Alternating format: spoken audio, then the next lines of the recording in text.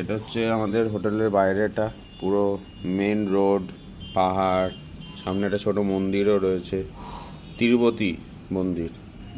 এই পাহাড় দেখা যাচ্ছে, খুব সুন্দর। এই যে আমাদের রুম, মা শুয়ে আছে এখনো, বাবা ওমা ওমা করছে গিয়ে বাথরুমের মধ্যে।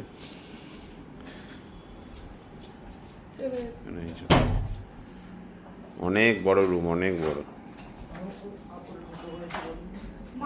তারপর এখন উমা করে ঢুকে বড় হচ্ছে বলছে। আর তারপর এখন হচ্ছে আমরা ভালো করে খাওয়া দাওয়া করে তারপরে আবার ঘুরতে বেরোবো।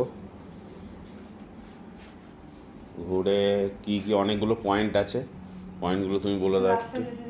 রাস্তায় যেতে যেতে ওটা বলা যাবে কি পয়েন্টসগুলো। বানজি জাম্পিং একটা হচ্ছে স্পেশাল, বলে দিলাম।